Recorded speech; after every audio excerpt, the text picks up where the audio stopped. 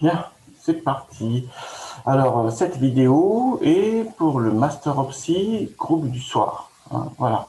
Nous commençons notre cours mardi 12 janvier 2021. Nous commençons mardi à 18 h. Voilà. Et nous allons entamer donc une série de cours sur l'introduction de la data science dans le domaine de la sécurité informatique, le traitement des données de sécurité informatique. C'est l'idée. Très bien. Alors, je vous ai envoyé un email. Je vous ai envoyé un email où j'explique à peu près les idées, avec les références à lire et tout ça, et on fera une série d'exercices tout de suite. Il faut que ce soit concret. Il ne faut pas que ce soit des cours comme ça, fumeux, et vous êtes perdus. Non, non, il faut que ce soit concret. Donc, il y avait des choses à voir. Donc, pour mardi prochain, on travaillera une série d'exercices sous Excel seulement. Donc, je vous ai mis les références, la vidéo à regarder, ainsi de suite. Voilà. Et ensuite, on travaillera vraiment que sous R par la suite. On travaillera que sous R par la suite. Très bien. Alors, je ne suis pas sûr qu'on le fera dès mardi prochain, mais à la séance suivante, on fera l'application directement sous R cette fois-ci. Donc, cette vidéo aussi est préparatoire. Bon, comme je suis en train de réfléchir aux séances et tout ça, je préfère le faire maintenant, comme ça je suis sûr de ne pas l'oublier. Et vous également, ça vous donnera un peu de temps pour regarder comment ça va se passer la prochaine séance, pas mardi prochain. Mardi prochain, je pense qu'on travaille que sous Excel d'abord dans un premier temps, parce que ça vous est plus familier, comme ça vous verrez mieux les principes. Et après, on arrête Excel et on travaille que sous R par la suite. Très bien. Alors R, il faut l'installer parce qu'on n'est pas dans la salle informatique là, donc il faut que vous l'installiez chez vous. Donc il y a deux logiciels qu'il faut installer. Donc il y a R Project for Statistical Computing, c'est le moteur si vous voulez. Donc vous le chargez ici, là, voilà le site web. Voilà, c'est le moteur. Et je pense que dans mon tandem, dans mon binôme là, qui fait le cours avec moi, je pense que vous avez déjà fait des exercices sous R, il me semble. Hein. Je ne suis pas sûr en réalité. Donc c'est pour ça que je prends quand même le temps d'expliquer ça. Voilà. Donc il faut d'abord vous installer donc, le logiciel R, qui va servir de moteur, en fait, et d'interpréteur derrière. Et une fois que vous avez installé R, il faut installer le RStudio, qui va servir de front-end. Hein. Donc, c'est un front-end qui permet d'utiliser R en sous-main, tout simplement. Hein, voilà. Donc, RStudio, il y a différentes versions. Il faut prendre la version desktop. La version desktop, la version communautaire, qui est libre. Hein. On n'utilise que des logiciels libres. Hein. Bien d'accord là-dessus. Donc, vous prenez R, vous l'installez d'abord. Une fois que vous avez installé R, voilà, vous prenez RStudio, voilà, la version libre, la version desktop de RStudio, voilà, donc j'ai mis l'URL là, et vous l'installez, et comme ça, vous avez un front-end qui est quand même plus sympathique que de taper directement sur la console de R. Très bien. Une fois que c'est fait ça, très bien, donc on va commencer les exercices. Alors, dans mon tuto aussi, je prends un exercice, un exemple, mais ce n'est pas celui-là qu'on va utiliser. On travaille sur les fichiers de sécurité. Hein, voilà. Donc là, j'ai pris un exemple tout simplement très simple pour que ça vous donne à peu près une idée de ce qui se passe. C'est un fichier, il est là, voilà, c'est le fichier des iris. Alors, ceux qui font de la data science connaissent très bien ce que c'est, les autres, non, ça vous paraît étrange. En fait, j'ouvre ici le fichier iris, on veut deviner le type de fleurs, spécies, c'est le type de fleurs, donc des espèces de fleurs. Il y a 3 espèces possibles, Setosa, Versicolor, Virginica, voilà. Et on veut deviner, donc on veut prédire, on veut expliquer donc l'espèce des iris en se basant sur leur morphologie, hein, donc la largeur et la longueur des pétales, etc. Voilà, c'est ça l'idée. C'est vraiment un exemple bateau hein, pour se faire la main. Nous, on va travailler plutôt sur des fichiers de spam, des choses comme ça, des intrusions, ainsi de suite. Hein. Voilà. Mais bon, dans mon tuto ici, c'est pour montrer des idées. Voilà. Très bien. Alors là, c'est un fichier. Hein. Attendez, je vais afficher ici. Est-ce que je peux afficher les symboles spéciaux, les tabulations? Voilà. Donc, c'est un fichier texte, CSV en fait, mais le séparateur de colonnes, c'est tabulation. Vous avez vu, hein, je l'ai affiché là. On va bien. Donc, c'est un fichier texte, un fichier TXT, c'est un fichier CSV en fait. Hein. Un fichier CSV, c'est un fichier texte, on est d'accord. Voilà. Et il y a un séparateur de colonnes, là, c'est le caractère tabulation. On pourrait avoir aussi des points-virgules, on pourrait aussi avoir des virgules, ainsi de suite. Mais dans l'exemple que je vous donnerai, ce sera des tabulations. Voilà. Donc, il est organisé en colonnes. On a des champs, si vous voulez. Les informaticiens savent pas ce que c'est qu'une table avec des champs. On a une forme de table. Et là, on a les différents champs. Alors ici, séparateur de colonnes, c'est tabulation, on le voit là. Et le point décimal, c'est point. Très important également parce qu'il faut qu'il interprète correctement. Alors là, les 4 premiers champs sont des champs numériques et le dernier champ, là, c'est un champ catégoriel, chaîne de caractères, avec des catégories. Il y a 3 catégories possibles. On avait vu, hein, Setosa, Versicolor et puis Virginica. Très bien. Donc, c'est cette table-là qu'on va charger sous R et sur laquelle on va réaliser des traitements. Alors, je vais le faire maintenant, j'ai plus besoin. Et ce dossier-là, il faut qu'on le regarde bien parce qu'il va s'y passer des choses. Une fois que tout est nickel, alors, vous lancez RStudio. Pas besoin de lancer R. C'est RStudio. Vous lancez RStudio qui va se charger de lancer R. Alors, il va le retrouver automatiquement sur votre ordinateur et il va le lancer automatiquement. Donc, je vais lancer RStudio. Bon, il est le raccourci à côté là. Paf, je le lance. Il se met à côté aussi. Et voilà, donc l'interface de RStudio. Voilà. Très bien. Alors, il y a deux éléments très importants ici. Là, c'est l'espace dans lequel nous allons coder. Voilà. Et là, c'est la console avec les sorties. Alors, moi, je préfère une autre organisation. Pourquoi? Parce que les écrans, ça dépend comment ils sont organisés. Moi, j'aime bien avoir la console en fait sur la droite. Comme ça, je vois bien parallèle les traitements. C'est pour ça que je change ici et je mets la console sur la droite. Voilà. Et ça, là, j'en ai pas besoin. Ça non plus, j'en ai pas besoin. Voilà. Comme ça, je vois très bien ce qui se passe en un coup d'œil. Voilà. C'est un choix personnel. Hein. Vous faites comme vous voulez. Et ce qui est important, c'est que dans la console, vous avez les différentes sorties, mais on peut l'avoir autrement également. Et dans cette partie-là, c'est là qu'on programme. Alors justement, normalement, on code là et les résultats apparaissent là quand on les lance au fur et à mesure. En fait, il y a un concept fort, c'est le Markdown, qui permet de mélanger dans le même espace le code et les sorties en dessous et rajouter des commentaires directement. Voilà. Donc, ce concept-là, il existe également sous Python, mais il existe également sous R. Donc, c'est ce qu'on va utiliser nous. Pourquoi? Parce que c'est plus intéressant pour nous de voir directement les résultats qui apparaissent en dessous des commandes. C'est plus intuitif, si vous voulez. C'est pour ça qu'on fait ce choix-là. Alors, comment on crée un projet Markdown sous RStudio? Voilà, le plus simple, c'est que je vais faire New. Et au lieu de faire un Markdown, je vous conseille de faire un notebook. Pourquoi? Parce qu'il l'interprète plus facilement et on a une sortie immédiate, plus facile d'accessible, en fait. Voilà. On verra pourquoi. Hein, on verra pourquoi. Si on fait un projet Markdown, à la fin, il faut le clignoter pour avoir le résultat final. Et là, généralement, on a des mauvaises surprises parce que ça traîne, il y a des calculs qui ont planté, ainsi de suite, et ça ne va pas. Alors qu'avec le notebook, on est sûr à chaque étape d'avoir un résultat intermédiaire qu'on peut imprimer directement en PDF si on le souhaite. C'est ça. C'est pour ça que moi, je préfère, plutôt que d'utiliser le Markdown, je pars plutôt sur le notebook. Comme ça, j'ai une sortie HTML tout le temps qui est prête. Voilà. Après, si je veux une sortie Word, par exemple, ben je peux le knitter. Il y a une expression pour ça. On verra ça tout à l'heure. Très bien. Donc, c'est pour ça qu'avec moi, je sais que par ailleurs, on vous demande de faire des Markdown, mais avec moi, je préfère qu'on fonctionne sur un notebook qui est une forme de Markdown. Très bien, donc, un notebook. Très bien. Il m'a dit titre, notebook, c'est un HTML notebook, et là, on a les 6 éléments. Pour l'instant, j'enlève ça. Voilà, je suis à ce stade-là, et le titre, là, je vais le changer. Je vais mettre mon premier projet. Voilà. Très bien, ça, j'en ai pas besoin. Voilà, je suis sur le deuxième projet, là, et je le sauvegarde, et je vais le sauvegarder sur le bureau dans démo.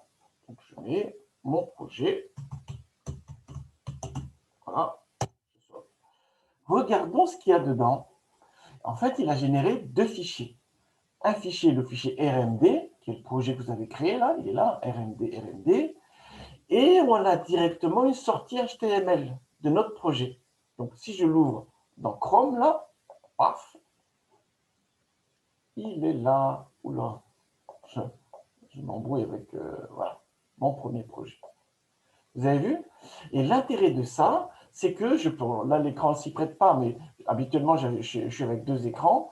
Et comme ça, je vois directement ici la sortie au fur et à mesure de mes traitements. C'est ça l'intérêt. Je vais essayer de réduire ça un peu là. Tac, tac, tac, tac. Comme ça, on verra un peu mieux mon premier projet. Je vais le réduire un peu. Donc, si je mets mon commentaire là, mon commentaire pour commencer. Voilà, je sauve. Si je vais là, j'appuie sur F, rafraîchir. Voilà. C'est ça l'intérêt de la fourre. Sans qu'on soit obligé de clignoter le projet. On verra ce que c'est de clignoter tout à l'heure. Très bien. Et donc, dans mon dossier, là, on a bien les deux fichiers qui sont mis à jour automatiquement. C'est ça l'intérêt de l'affaire, en fait. C'est pour ça qu'il faut travailler en Markdown, mais dans le Markdown, moi, je préfère utiliser plutôt le notebook. Comme ça, on a cette sortie intermédiaire-là. Et à la fin, je peux imprimer ça en PDF directement. Imprimer en PDF. Je peux le faire directement. Voilà. au lieu de lancer le CNIT qui est souvent hasardeux. Hein. Quand les traitements deviennent importants, ben, faire CNIT avec document, ça fait des fois des trucs qui peuvent planter et tout ça, et là, vous n'avez rien. Hein, vous êtes embêté, vous n'avez rien. Hein. Donc, c'est pour ça que moi, je préfère utiliser ici les Markdown. Très bien. Alors, qu'est-ce qui se passe dans un Markdown? On peut mettre du commentaire, on peut mettre du code, et le résultat du traitement du code va apparaître en dessous. Voilà ce qui se passe. Hein. Donc, on peut mélanger code, résultat, commentaire. Hein. Voilà. Par exemple, je vais charger les fichiers. Hein. Il faut tout d'abord charger le fichier. Hein. Bon, il faut tout d'abord charger le fichier. Très bien, paf, paf. Donc, je vais insérer du code R. J'élargis ça un peu pour que vous ayez une vision globale des choses. Je vais insérer du code R. Hein. Insérer un chunk, il appelle ça. Très bien, pourquoi pas. Hein. Voilà. Donc, entre ces deux espaces-là, maintenant, je vais pouvoir entrer du code R. Qu'est-ce qui se passe? Ce que je dois faire, c'est je dois spécifier mon chemin. Je vais copier mon chemin là. Et ensuite, je dois charger le fichier Iris avec les bonnes spécifications. Voilà. Alors, on y hein. Donc, je fais 7wd. Donc là, je mets des commentaires. Hein. Il faut toujours mettre des commentaires. Modifier le répertoire courant. Modifier le dossier courant. Voilà, 7wd de... Voilà. Sauf que je mets des slash à la place des anti-slash. Hein. Là, pour le coup, je n'ai pas fait des copier-coller de code. Pourquoi? Parce que je sais que pour plusieurs d'entre vous, c'est une vraie nouveauté. Donc, je prends le temps vraiment de faire ça pas à pas. Ensuite, qu'est-ce que je dois faire? Charger le fichier. Charger le fichier, voilà. Donc, je l'appelle D, hein, c'est un data frame, c'est une structure table, en fait, hein, tout simplement. Et j'utilise la commande read.table. Voilà. Qu'est-ce que je mets? Je mets le nom du fichier, voilà, iris.txt. Voilà. Je vais le copier, hein. Voilà. Comme ça, je suis sûr qu'il n'y a pas d'embrouille. Hein. Et ensuite, je lui dis que header est égal à true. Ça veut dire quoi? Header égal à true, ça veut dire que sur la première ligne du fichier, j'ai les en-têtes de colonne, j'ai les noms des champs. Hein. Vous avez vu, hein? Là, on a les noms des champs. Très bien. Ensuite, le séparateur de colonnes, c'est le caractère tabulation. Et enfin, le point décimal, c'est le point. Voilà. Une fois qu'on a chargé ça, je fais un contrôle avec str, c'est une commande qui permet d'afficher les caractéristiques de données qu'on vient de charger. Allons-y, hein. Je sauve et j'exécute pour exécuter ce bout de code-là, c'est là, hein, run current chunk. Voilà, paf. Et on a directement les résultats en dessous. Non seulement on les a directement en dessous, mais si je regarde dans mon Markdown maintenant, voilà, ah, on n'a pas encore les résultats là, vous avez vu, hein, il n'a pas eu le temps de le faire. Parce que je n'ai pas sauvegardé, je vais sauvegarder, hop là, et voilà. Vous avez vu, hein, voilà. Donc on a une sortie directe de ce qui se passe. Et on a une expertise, on peut corriger au fur et à mesure sur le rendu. C'est ça l'intérêt. Voilà. Bien, très bien, donc voilà. Admettons que je veux afficher les premières lignes. Donc afficher hein, les premières lignes. Alors, afficher les premières lignes, qu'est-ce qui se passe? Je insère de nouveau un run, et voilà, et j'utilise la fonction add. Add de t. Voilà. J'exécute. Voilà. Très bien, j'ai sauvegardé. Regardons ici, F5. Voilà, on a le add de t. Voilà. Je mets un petit commentaire. Hein. J'aime pas quand il n'y a pas de commentaire. Affiche. Voilà. J'ai dû faire une bêtise là, non? Voilà, hop là, affichage. Vous avez vu, j'ai effacé le R, il en a besoin du R. Hein. Voilà. Très bien, F5, voilà. Le temps qu'il se... Parce que c'est pas sauvegardé, F5, voilà l'affichage. Très bien. Alors, vous dites, oui, c'est joli ça. Donc, je vais faire quoi après? Je vais faire ce qu'on fera ensemble en TD, hein, sur un autre fichier, hein, sur un fichier de sécurité informatique. Voilà, vous allez créer un arbre de décision. Donc, finalement, j'ai plusieurs sections dans mon projet. Il y a le titre là, voilà, mais en réalité, il y a d'abord une section chargée des fichiers de données, ensuite, c'est modélisé, on verra ça en cours, hein, voilà, c'est modélisé, créer un arbre de décision. Voilà. Donc, il est bien mon truc là. Et ce qui serait pas mal, c'est que je mette des titres, des sous-titres, pour qu'on voit bien la structure de mon document. En Markdown, c'est dièse. Mais on n'est pas dans une structure de code là. Donc le dièse qui est là n'a pas la même signification que le dièse qui est là. Là, c'est un commentaire dans du code. Là, c'est dièse pour dire je mets un titre. Voilà. Là, par exemple, c'est importation des données. Voilà. Et plus loin, je vais ici modéliser avec un arbre de décision. C'est ce qu'on fera à la séance au premier TD sur les arbres de décision. On fera justement exactement ça, mais sur un autre fichier de données encore une fois. Modéliser avec un arbre. Voilà. Très bien. Donc, on va utiliser la librairie, par exemple, AirPart. On verra ça. Hein. Nous utilisons la librairie AirPart. Très bien. Qu'est-ce qui se passe? J'insère du code R et il y a deux étapes. Un, importer la librairie et deux, ensuite, lancer la modélisation. Hein. Donc là, c'est importer la librairie, charger le package, sur notre terme, hein, librairie AirPart. Voilà. Et une fois qu'on a chargé la librairie, on va modéliser. Et qu'est-ce qu'on veut modéliser? On veut prédire le type de fleur, de species, l'espèce de fleur, en se basant sur ses caractéristiques. Donc ça, on va créer ce qu'on appelle un arbre, voilà, est égal AirPart de je veux prédire species en fonction de toutes les autres variables. Et les données à utiliser, c'est les données D, parce que j'ai donné le nom D ici quand je l'ai chargé. Hein. D, c'est un nom de variable qui désigne donc la table de données. Hein. Voilà. Donc là, je l'ai chargé. Une fois qu'il est chargé, j'ai affiché les premières lignes. Et donc ici, je veux modéliser. Toujours, il faut contrôler. Donc je fais print de arbre. Voilà, pour voir est-ce qu'il a fonctionné correctement. Donc je lance tout ça, ce bout de code-là. Voilà, et on a l'arbre de décision. Alors bien sûr, également, ici, on doit avoir la même chose. Donc là, je n'ai pas sauvegardé. Si je ne sauvegarde pas, il ne peut pas faire la mise à jour. Voilà, très bien. On voit bien ici, voilà les différents éléments. C'est ça l'intérêt du notebook, c'est qu'on voit en temps réel la construction de notre projet Markdown. C'est ça l'intérêt. Hein, voilà. Très bien. Alors, donc là, on a trois. On voit mieux ici, hein, voilà, parce que là, je peux jouer en fait hein, sur la taille. Voilà. Là, voilà, on a trois feuilles dans l'arbre, donc on a trois règles. Hein, hein, hein.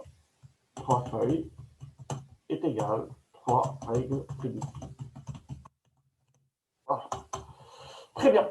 Alors, bon, vous dites, oui, c'est quand même pas très joli, ça. Effectivement, on peut avoir un affichage graphique. Donc, on va utiliser un outil pour ça, et ça me permettra de vous montrer un élément important, c'est l'importation d'une librairie dans dans RStudio. L'importation d'une librairie dans RStudio. Qu'est-ce qui se passe? C'est pas très sexy comme affichage, on est bien d'accord là-dessus. Hein. Donc, j'aimerais avoir un affichage plus avenant, comme dans le cours que je vous ai fait, de l'arbre de décision. Donc, j'insère du code R, et voilà, donc je rajoute un petit commentaire, hein, affichage graphique de l'arbre, là, avec la librairie, avec le package airpart.plot. Hop là.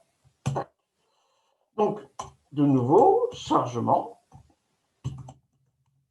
de la librairie. Donc, je fais librairie, voilà, airpart.plot. Voilà. Et là, regardez, il a dit, ah, le package airpart.plot, vous voulez l'utiliser là, mais il n'est pas installé. Est-ce qu'il faut l'installer? Oui, effectivement, il faut l'installer, sinon je ne peux pas l'utiliser. Donc, il y a certains packages qui sont installés par défaut sur votre machine quand vous installez R. C'est le cas de AirPart. Hein. Vous avez vu que pour AirPart, ce n'était pas nécessaire, ça, cette opération-là. En revanche, il y a certains packages qui ne sont pas installés par défaut, et à ce moment-là, il faut les chercher sur le dépôt du cran, sur Internet, si vous voulez. Voilà. Donc, je vais l'installer. Paf, et on le voit dans la console. Hein. Il a dit, je vais l'installer dans la, voilà, ça y est, il est installé. Donc maintenant, là, il est installé, et enfin, je peux l'utiliser. Donc, soyez attentifs à ce qui apparaît ici. Hein. Là, j'ai demandé librairie AirPart.plot, il n'est pas disponible sur ma machine, donc il y a un message d'erreur qui apparaît là, tout en haut, et bien, regardez ce qu'il vous dit, et installez les packages nécessaires. Une fois que j'ai fait ça, voilà, je vais ici afficher. Voilà. Et j'utilise la commande airpart.plot, c'est le même nom. Hein, en fait, le nom de la fonction, c'est aussi le nom du package, en l'occurrence ici. Voilà, arbre. Alors, arbre, c'est quoi? C'est la variable qui correspond à l'arbre de décision que j'ai calculé. Hein. Là, c'est une variable qui désigne la structure d'arbre qui était calculée. Ce nom de variable, j'aurais pu l'appeler Toto, hein, ou bidon, tout ce que vous voulez. Hein. Voilà, j'ai appelé arbre ici. Et donc, c'est bien l'arbre que je fais afficher. Hein. Comme ici, j'ai chargé les données qui s'appellent D, voilà, voilà. Et après, c'est D que j'utilise comme nom de variable pour désigner la table. Là, c'est l'arbre de décision, c'est le modèle, je l'appelle arbre. Voilà, je lance le calcul et on a l'arbre de décision. Je sauvegarde encore une fois.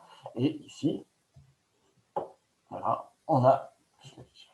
Voilà, c'est ça l'intérêt de l'affaire. Donc, on va travailler sur Markdown et dans Markdown, je préfère que vous utilisez le notebook. Pourquoi? Parce qu'on n'a pas besoin de lancer une opération à part pour avoir les résultats. On peut les voir directement ici.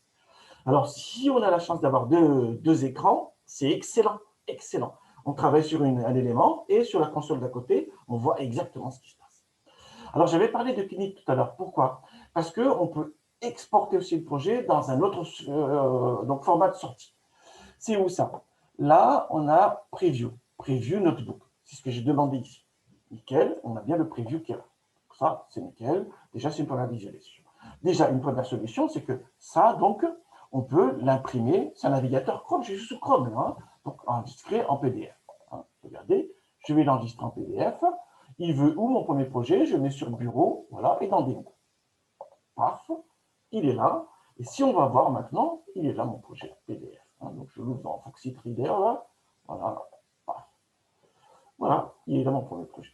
C'est une première solution. Hein, parce que on m'a dit qu'il y a une séance où vous devez rendre quelque chose à la fin. C'est ce qu'on m'a dit. Hein, c'est ce qu'on m'a dit. Et que le temps de traitement, il est assez réduit. Voilà, c'est ce qu'on m'a dit également. Donc ça, c'est une première solution. Vous imprimez en PDF et c'est ce que vous me rendez. Au moins, c'est nickel. Si vous avez un peu de temps, vous avez la possibilité de le sortir en Word pour le post-travailler. Par exemple, là, j'ai écrit vite fait, là. Et je ne suis pas à l'abri, personne n'est à l'abri d'une faute d'orthographe et tout ça. Et rendre un projet où c'est truffé de fautes d'orthographe, c'est pas cool du tout. Hein. Voilà. Donc, une possibilité, c'est de l'exporter en Word pour le post-traiter, pour le rendre plus joli, ainsi de suite, mise en page, numéro de page, ainsi de suite. Voilà. Ça se passe comment? Ici, dans la place de Preview, vous faites Knit to Word. On peut faire un Knit aussi tout PDF, mais je ne vous le conseille pas, parce qu'il passe par un compilateur LaTeX et généralement, déjà, il faut l'installer. Je ne sais pas s'il l'installe sur votre machine, et c'est pas, enfin, il y a des problèmes. Donc, moi, je vous conseille soit directement donc le notebook et ensuite de l'imprimer en PDF, et c'est tranquille, voilà, le HTML en PDF via le navigateur, ou bien de le knitter en Word pour le post-traiter par la suite. Ça aussi, c'est une possibilité, je vais le faire. Knit to Word, voilà. Mais vous avez vu qu'il est obligé de recompiler le projet. Et ça, si les calculs sont longs, s'il y a des traitements compliqués, s'il y a des choses comme ça, bah, la recompilation du projet, là, elle n'est pas... Des fois, ça prend beaucoup de temps et ça vous plante. Ça vous plante, je peux vous le dire tout de suite. Hein. Ça peut prendre énormément de temps, ce knittage de projet, là, et du coup, ça vous plante. Voilà. Alors que votre projet, il marchait nickel.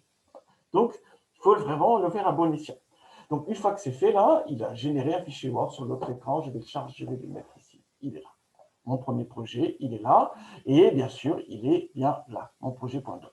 Alors, l'intérêt de passer par Word, c'est que, du coup, je peux le post-traiter. Par exemple, je peux changer le style. Là. Admettons que, voilà, je veux que mon code, là, voilà, soit en fond grisé. Donc, je vais mettre modifier et le fond, par exemple, je ne sais pas, bordure. Ah, c'est pas bordure. Ah, c'est trame de fond. Au lieu de prendre, voilà, remplissage, je mets un remplissage, par exemple, j'aime bien quand c'est brun. Voilà, comme ça, par exemple. Hein. Voilà, on le voit mieux. Donc, l'intérêt de passer par Word, c'est que ça fait, c'est pas joli là pour le coup. Voilà, ça permet de faire un post-traitement qui vous permet de faire des choses et aussi de corriger l'orthographe. Hein. Voilà, c'est une version. Rendez pas un truc fourré de fautes d'orthographe, c'est pas convenable. Hein. On est d'accord là-dessus. Voilà, voilà. Donc, voilà. Donc, c'est pas mardi soir, hein, c'est pas ce mardi soir, le 12, là. Non, non, ce sera la séance prochaine, mais quand même, je mets la vidéo en amont, comme ça, vous avez la possibilité de vous préparer un peu et exercez-vous sous R. Exercez-vous sous R.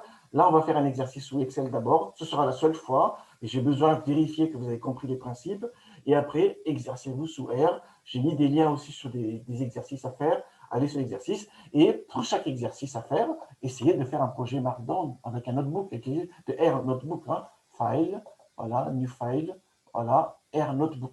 Essayez de faire un notebook pour faire les exercices, comme ça vous permettra, un, de vous familiariser avec R, et deux, de familiariser avec le concept de notebook avec des résultats qui apparaissent directement ici, dans un navigateur.